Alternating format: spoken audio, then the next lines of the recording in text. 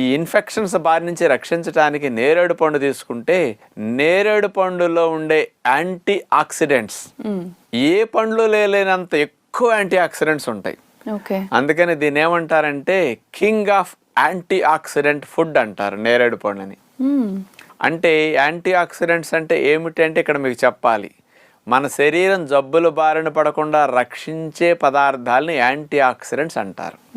ఈ anti oxidants అత్యధికంగా ఉంది కాబట్టి ఈ పండుని కింగ్ ఆఫ్ యాంటీ ఆక్సిడెంట్స్ అని అనటంలో సైంటిస్టులు ఆ పదాన్ని స్పష్టంగా ఇచ్చారనమాట.